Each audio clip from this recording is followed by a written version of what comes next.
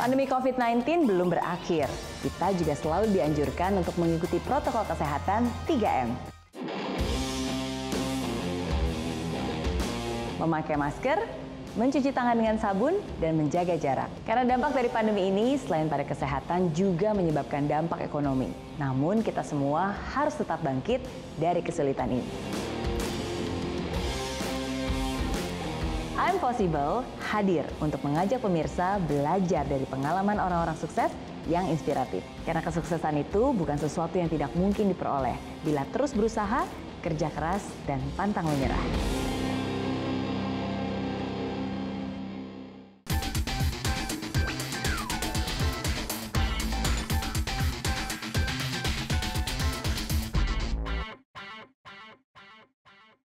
Eits, tunggu dulu. Sebelum nonton video lengkapnya, jangan lupa untuk subscribe ya dan klik link di bawah ini. Jangan lupa juga untuk klik tombol loncengnya. Oke? Terima kasih. Selamat menonton.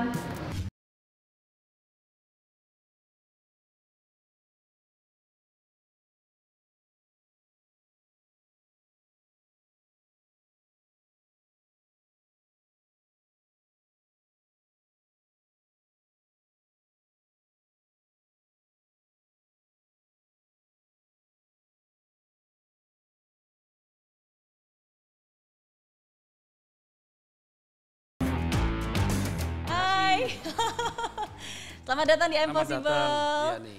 Kenapa identik dengan topi? Kalau saya kan sukanya gini, kalau asli kan botak Oke. Jadi saya tuh selalu pakai topi ini karena untuk branding diri. Jadi ada berapa banyak topi nih di rumah? Saya kemarin sempat 40. Wow. Tapi saya suka yang tipe ini, yang model gini karena lebih cocok dengan muka saya yang bundar. Ya, dan mahal-mahal loh topinya. Ya. Saya dengar-dengar ini kayak jutaan deh kopinya. Enggak, ini berapa murah nih, sejuta. Di Jepang tapi ini. Kolbas ini kan lahir di Jember, SMP di Jember juga, SMA di Surabaya, lalu hijrah ke Jakarta tujuannya awalnya mau kuliah. Yes. Tapi bukannya kuliah malah buka usaha warnet. Di kuliahnya terlalu lama. Kenapa mau buka usaha warnet? Jadi waktu itu saya kan ke Taiwan tuh. Saya ke Taiwan, saya lihat di Taiwan waktu itu internet cafe lagi booming. Jadi kakak ipar saya kebetulan kerja di sana. Jadi waktu saya kembali ke Indonesia, terus saya pikir waktu itu mau kuliah di Amerika. Jadi saya sama istri waktu itu menikah, memutuskan yaudahlah kita nggak usah kuliah di Amerika aja, buka usaha warnet aja, mumpung di Taiwan ini lagi booming-boomingnya. Jadi saya warnet ketiga di Indonesia. Tapi waktu itu kan masih kuliah? Nggak, kuliah kan, waktu itu kan kuliah kan di ini, sebelum kita buka warnet sebelum, dalam arti sebelum memutuskan untuk kuliah di Trisakti waktu itu. Kan awalnya gitu duitnya, maksudnya dananya dipakai untuk apa? Untuk usaha ini. Untuk usaha. Ya. Oke.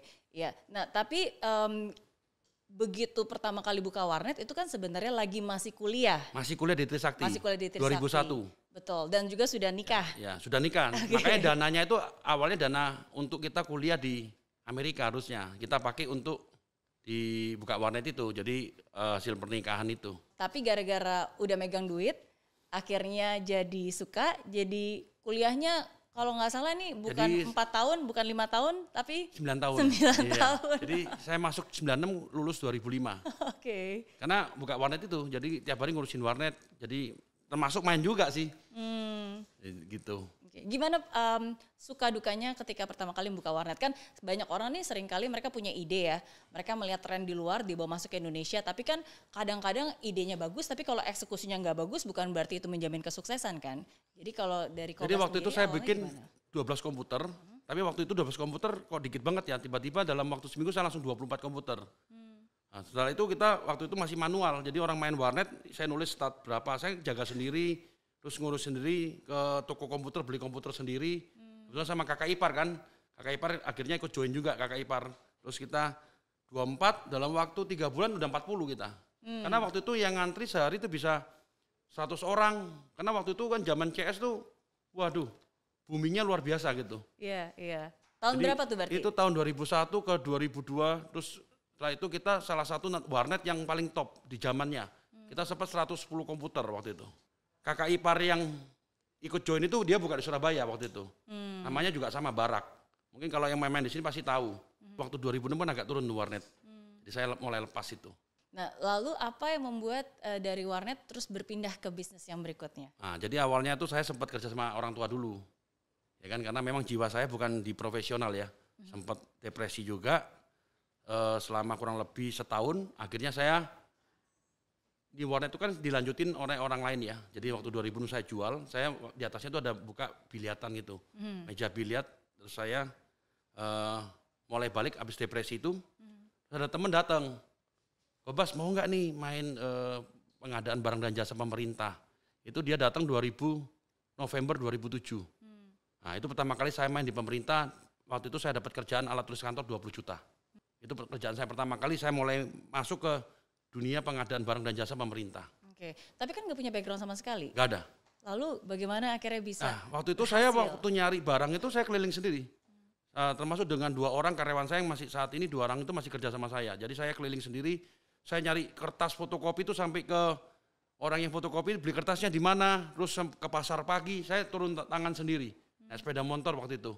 Nah, jadi dari itu mulai tahu, oh distributornya Paper One, Datascript, oh distributornya Bola Dunia, ini. Akhirnya tambah lama tambah pintar itu, karena proses kita cari sendiri kan. Jadi udah nggak beli lagi ke pasar pagi, mulai beli ke distributor. Tadi dilihat dari Kobas sendiri, bisnis warnet sudah berhasil, terus abis itu dijual. Terus mulai lagi sesuatu yang baru yang sebenarnya beresiko karena nggak punya background di situ, nggak punya koneksi sama sekali, nggak ngerti dunia ATK ya kan. Tapi apa yang membuat Kobas yakin dan gigih gitu bahwa ini pasti akan berhasil? Karena saya dari awal memang nggak mau kerja sama orang. Oh, iya. Saya maunya jadi pengusaha dan saya harus sukses. Oke. Jadi saya kalau kerja pasti harus totalitas karena saya dari awal memang nggak suka disuruh orang. Jadi saya sukanya nyuruh orang, suka minta tolong orang. Kalau andai kan saya jadi karyawan, berarti kan saya disuruhin orang, saya nggak suka. Kalau event di kantor papa saya dulu kerja bulan itu makanya stres mungkin karena sering disuruhin. Saya punya kreatif sendiri, terus saya kadang-kadang kerja juga bisa sampai pagi, saya nggak bisa diatur seperti itu. Jadi kalau jadi pengusaha kan pasti jam waktu saya kapanpun ngelakuin apapun bebas gitu. Dari awal itu tujuan saya. Jadi kalau saya kerja sesuatu pasti harus mati-matian sampai apa yang saya capai dapat. Berhasil mendapatkan tender pertama di untuk supply ATK itu. Ya. Terus apa nih titiknya yang membuat itu menjadi itu sangat dari sukses? 2009 saya udah mulai awalnya ngambil di toko kan. Terus akhirnya ketemu temen, saya tanya waktu itu temen prinsipal kan. Kamu beli di sini aja lebih murah barang. Itu awalnya itu. Saya masih cupu tuh. Waktu itu berpikir waktu itu pemain komputer itu ada salah satu namanya mungkin kalau zaman waktu itu Supplies itu era Supplies atau era Kom. Wah, kapan saya bisa ketemu bosnya ya. Cita-cita waktu itu cuma ada itu mau foto terus mau belajar gitu maksudnya. Waktu itu saya masih kecil banget. Tapi dalam perjalanan waktu malah mereka sekarang imbang sama saya. Selama 10 tahun ini. Terus trigger baliknya waktu itu 2009 itu saya mulai ngambil barang ke prinsipal, terus main printer dari ATK, saya main supplies komputer, main printer, terus main PC, terus sekarang main server, terus kita sekarang main solusi, sewa printer, terus kita lagi buat software house. Jadi yang ATK waktu kita main printer itu kita ATK udah lepas karena waktu itu kita pikir terlalu ribet, kita fokus ke komputer aja.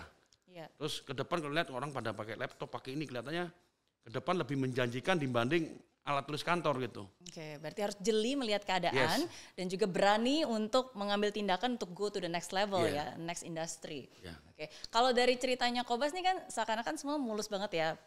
Pernah nggak sih ada satu titik terendah yang sangat sulit yang hampir membuat Kobas dulu mungkin hampir pernah mau menyerah? Ya itu, saya pernah ditipu teman. Jadi teman saya itu udah lama nggak ketemu saya. Akhirnya saya ajak kerja ke Jakarta. Dan saya selalu membanggakan dia karena rajin kan. Saya kalau ketemu karyawan, kamu jangan lupa tiru dia nih. Tapi kenyataannya di balik itu dia menipu saya. Karena waktu itu sales saya, teman saya baik itu ya nagih, ya ngirim barang, ya ini. Jadi ada kesempatan dia menipu, waktu itu kurang lebih 1M waktu itu. Itu sempat drop saya. Waduh kok teman saya yang saya baik gini kok nipu ya. Iya, teman yang dibanggakan. Iya, saya banggakan. Jadi saya malu sekali sama karyawan-karyawan, termasuk sama istri gitu loh. Karyawan lainnya pasti ngomong, ini loh temen lu yang lu banggain kok nipu gini. Nah, dan sampai hari ini dia ngilang nggak tahu kemana.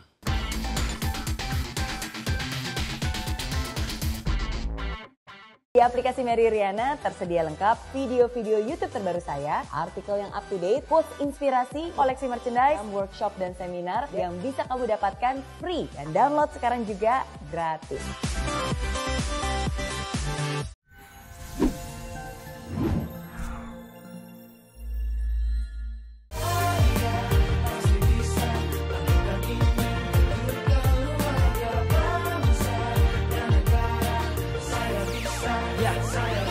Laksana bumi tanpa hujan, hidup tanpa tujuan, kering dan mati tanpa hijaunya tumbuhan. Demikian kalau mimpi tak kunjung terjadi,